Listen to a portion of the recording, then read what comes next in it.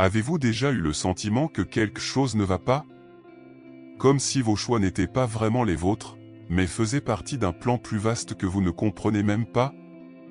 Eh bien, vous n'avez pas tort. À partir du moment où nous ouvrons les yeux sur le monde, des forces invisibles commencent à façonner nos pensées, nos désirs et même nos croyances les plus profondes. Et la chose la plus effrayante? Cela se produit sans que nous nous en rendions compte. Les médias, les entreprises et même les mots que nous entendons chaque jour programment votre esprit pour vous maintenir exactement là où vous êtes, piégé dans un cycle de consommation, de peur et de contrôle. Mais voici ce que personne ne vous dit, vous pourriez être manipulé non seulement par ce que vous voyez, mais aussi par ce que vous ressentez. Les émotions que vous ressentez de l'anxiété à l'euphorie sont utilisées pour influencer vos décisions. Vous voulez un exemple? Cette notification de téléphone portable que vous vous précipitez pour vérifier n'est pas seulement une alerte, mais un rappel que le contrôle de votre attention ne vous appartient plus entièrement. Et ce n'est que la pointe de l'iceberg. Ce que je vais vous montrer ici, c'est comment fonctionnent ces mécanismes, comment ils sont intelligemment conçus pour envahir votre programmation subconsciente dès l'enfance et, surtout, comment vous pouvez vous libérer de ce système. Ne vous attendez pas à des demi-vérités ou à des explications superficielles. Allons droit au but et révélons des secrets que la plupart des gens ne peuvent même pas imaginer. Prêt à ouvrir les yeux et à reprendre le contrôle de votre esprit? Alors continuez à lire, car cela pourrait tout changer. Dès notre plus jeune âge, nous sommes enveloppés par des forces dont nous ne nous rendons même pas compte, mais qui façonnent chaque pensée, chaque désir et même chaque choix que nous faisons. Ces influences commencent à agir sur nous dès l'enfance, comme une ombre qui nous accompagne. Pensez au nombre de fois où vous avez voulu quelque chose dont vous ne saviez même pas avoir besoin jusqu'à ce que vous le voyiez à la télévision ou sur les réseaux sociaux. C'est la magie ou plutôt la manipulation des médias et des entreprises. Ils savent exactement comment activer les bons déclencheurs dans notre cerveau, transformant les besoins fondamentaux en désirs luxueux. Et bien sûr, la personne qui en profite n'est pas vous. Un exemple classique? Le marketing derrière les smartphones. Les campagnes créent le sentiment que vous êtes en retard dans la vie si vous n'avez pas le dernier modèle. Imaginez maintenant que vous mangez un plat très simple composé de riz et de haricots à la maison. Soudain, vous voyez une publicité disant que le succès est lié au fait d'aller dans des restaurants chers. Cela ne vous semble-t-il pas un peu absurde? Mais même ainsi, une partie de vous se sent petite pour ne pas suivre cette norme. C'est ainsi que se forment les croyances basées sur les peurs et les comparaisons. Dès l'enfance, nous sommes exposés à ces idées de réussite, de beauté et de bonheur qui ne reflètent pas notre essence, mais plutôt ce qu'on nous vend. Et plus nous absorbons cela, plus nous nous éloignons de qui nous sommes réellement. Ces forces invisibles ne se limitent toutefois pas à ce que nous achetons. Ils façonnent nos valeurs, nos relations et même notre estime de soi. Comment pouvons-nous croire que nous sommes suffisants, si nous entendons des messages disant le contraire depuis que nous sommes petits? Des phrases comme « tu ne seras quelqu'un que si tu as ceci ou cela » sont enregistrées dans le subconscient, répétées comme un disque rayé. Il n'est pas étonnant que les adultes aient souvent du mal à gérer leur frustration ou à abandonner leur schéma toxique. La racine de tout cela remonte à l'enfance, là où notre programmation mentale a commencé. Et le plus intéressant ou inquiétant, c'est que cela ne s'arrête pas. Même maintenant, alors que vous lisez ce texte, des forces tentent de capter votre attention et de vous diriger vers une sorte de cycle. Vous voulez voir? Pensez aux notifications sur votre téléphone portable. Chaque son ou vibration est conçu pour vous piéger, comme si vous étiez hypnotisé. Et cela nous amène à réfléchir, tout cela est-il une coïncidence ou y a-t-il une intention plus grande derrière cela? Ah, mais cette question nous l'explorons plus en détail dans le point suivant. Entre la naissance et l'âge de 7 ans, le cerveau humain fonctionne à une fréquence magique connue sous le nom d'état-θ. Mais ne vous y trompez pas, cette magie a deux visages. D'une part, cela permet aux enfants d'acquérir rapidement des compétences telles que parler, marcher et se connecter avec le monde. En revanche, c'est dans ce même état que les croyances limitantes s'infiltrent dans le subconscient, comme des invités indésirables que personne ne se souvient d'avoir invités. Pensez à ces phrases que vous entendiez quand vous étiez petit, comme « l'argent ne pousse pas dans les arbres » ou « tu n'es pas assez bien ».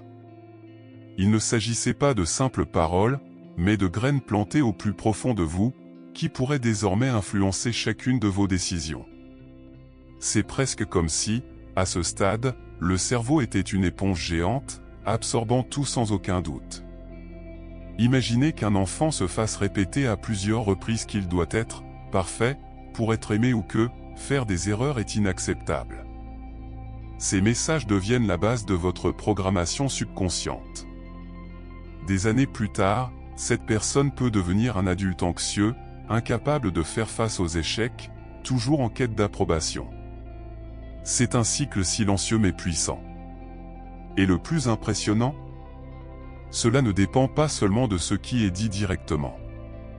Même le ton de la voix ou les expressions faciales des adultes peuvent être interprétées comme des vérités absolues. Mais voici le détail crucial, cette phase ne concerne pas seulement les traumatismes et les croyances négatives dont nous héritons. C'est aussi l'occasion de bâtir une base solide et positive. Les parents finissent souvent involontairement par renforcer des schémas limitants. Imaginez maintenant le contraire, un environnement dans lequel l'enfant entend des affirmations telles que « vous êtes capable »,« les erreurs apprennent » ou « l'argent peut être un outil pour aider ». Si cela était fait de manière cohérente, quelle différence cela ferait-il plus tard dans la vie? Il ne s'agit pas de créer une enfance parfaite, mais d'être conscient de l'impact que les paroles et les attitudes ont durant cette période sensible. Et que se passe-t-il après? Eh bien, le cerveau quitte cet état hautement suggestif, mais les croyances sont déjà là, comme un logiciel installé. La bonne nouvelle est que, même si cela est difficile, il est toujours possible de désinstaller ce qui ne sert plus et de créer de nouveaux programmes. Et comment ça marche? Pour comprendre, il est nécessaire de se pencher sur la manière dont nous sommes manipulés au quotidien, même après cette phase initiale. Si vous pensez que la manipulation s'arrête là, je suis désolé de dire que ce n'est pas le cas. Elle ne fait que prendre des formes nouvelles, plus subtiles et, en même temps, plus efficaces.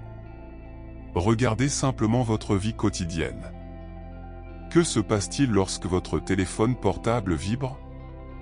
Votre cerveau déclenche une impulsion presque automatique, est-ce quelque chose d'important? Mais savez-vous ce qu'il y a derrière tout ça? L'ingénierie doit capter votre attention et vous garder connecté. Chaque notification, chaque publicité, chaque bouton coloré a été conçu pour activer le système de récompense du cerveau. Vous vous sentez motivé à agir car, au fond, vous souhaitez éviter la peur de perdre quelque chose ou souhaitez la satisfaction immédiate d'une récompense. Les médias et les entreprises le savent comme personne d'autre. Non seulement ils proposent des produits, mais ils créent des besoins qui n'existaient pas auparavant. Vous souvenez-vous de la dernière fois que vous avez acheté quelque chose simplement parce que vous avez vu une publicité irrésistible?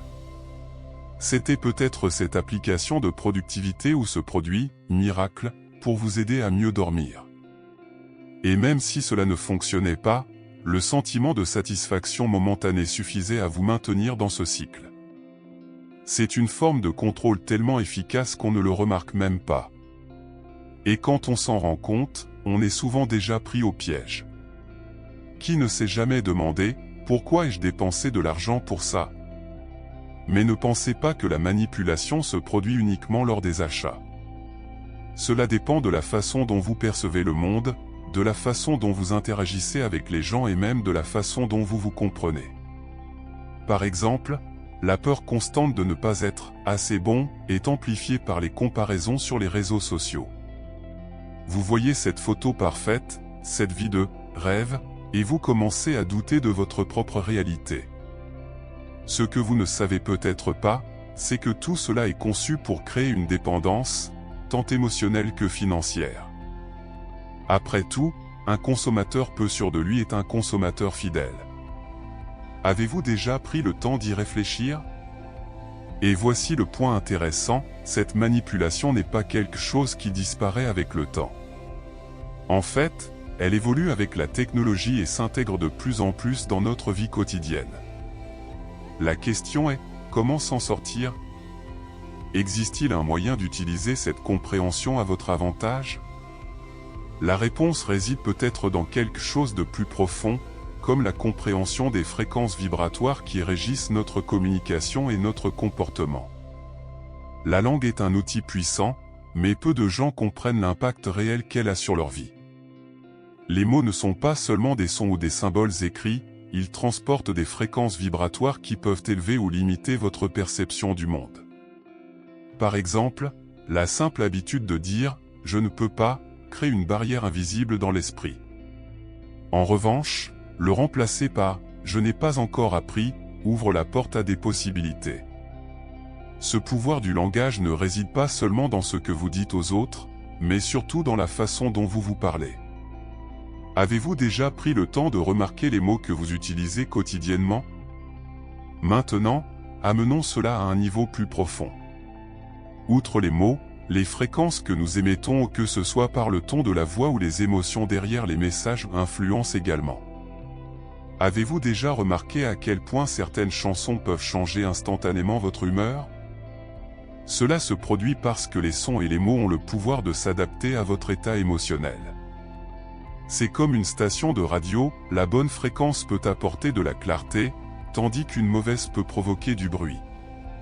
Imaginez appliquer cela à votre vie quotidienne, en ajustant vos mots et vos pensées pour créer une fréquence plus positive.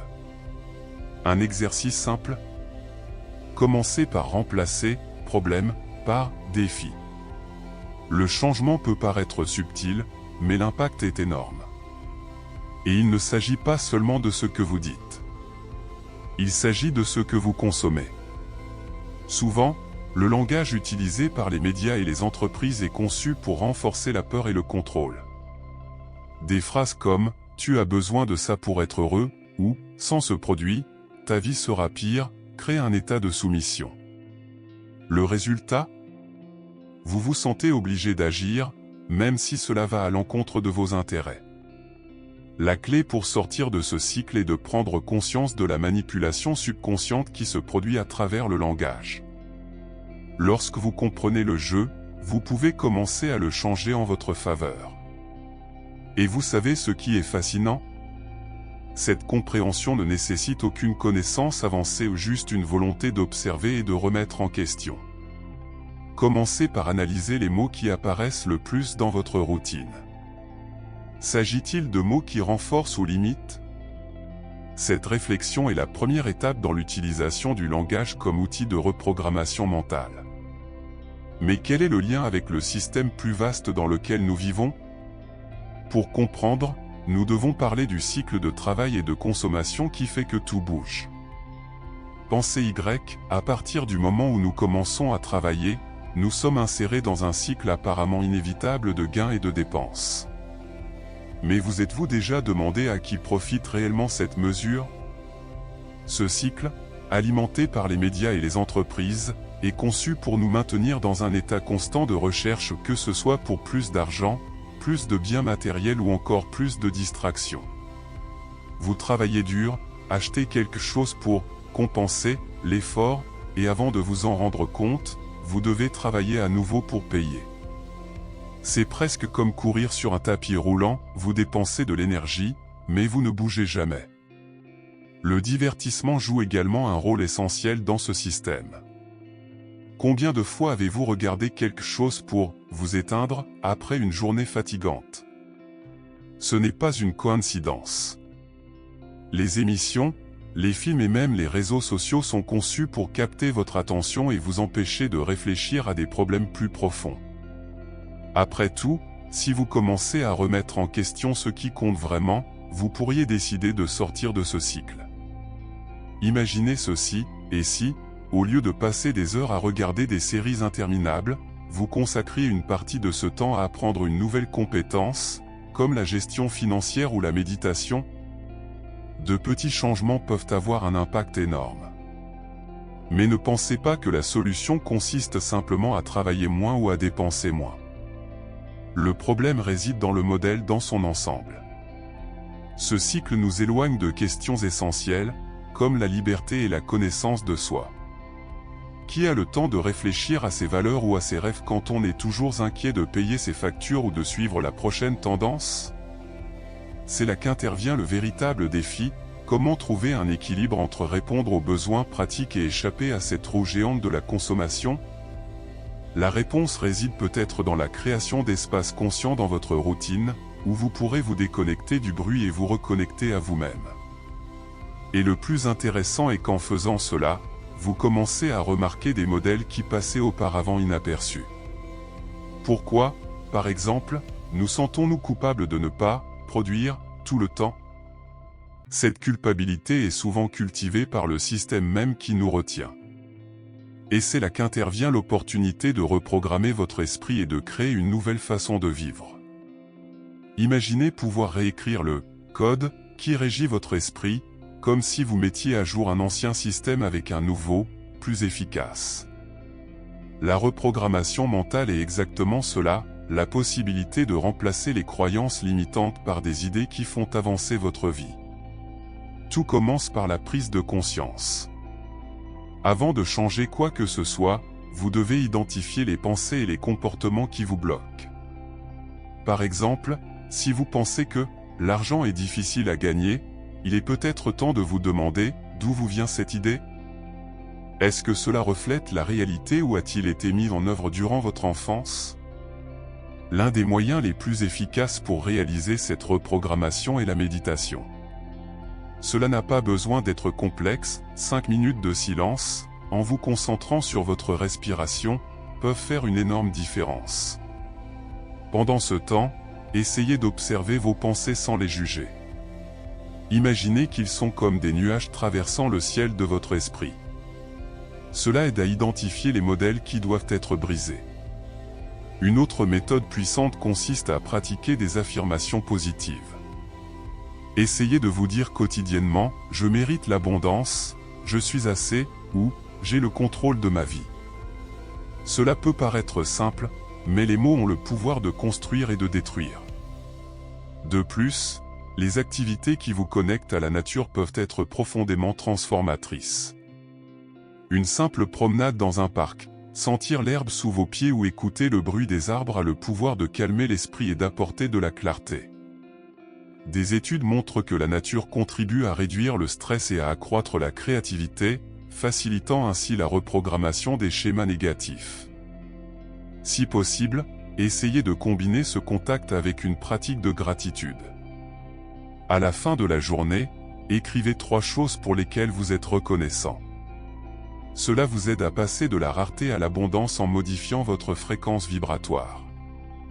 Mais la reprogrammation n'est pas un événement ponctuel, c'est un processus continu. Chaque jour offre une nouvelle opportunité de créer des habitudes plus saines, de remettre en question les anciennes croyances et d'adopter de nouvelles perspectives. Et le meilleur de tout? Au fur et à mesure que vous progressez, vous commencez à réaliser que la véritable liberté ne réside pas dans ce que vous avez, mais dans qui vous êtes. Et, avec cette nouvelle vision, il est possible de briser enfin les cycles de manipulation et de construire une vie basée sur des choix conscients. Après tout, qu'y a-t-il de plus puissant que cela? Maintenant que vous connaissez les mécanismes qui contrôlent votre esprit, la question est, qu'allez-vous faire de cette connaissance? Continuerez-vous à être un pion dans le jeu des grandes entreprises et des médias, ou prendrez-vous votre vie en main?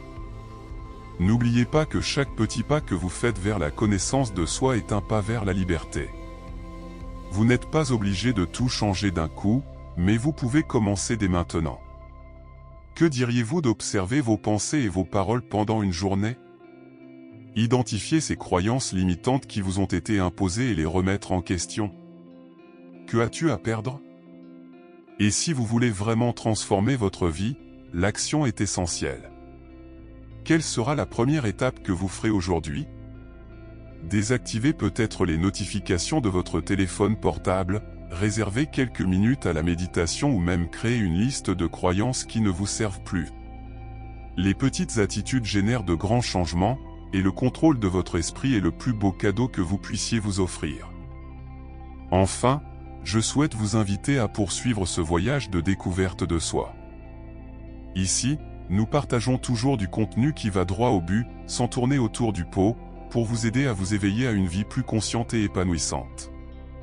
Abonnez-vous à la chaîne, activez les notifications et ne manquez aucune vidéo. Votre esprit est puissant, mais seulement lorsque vous l'utilisez à votre avantage. Transformons ensemble votre façon de voir le monde et vous-même.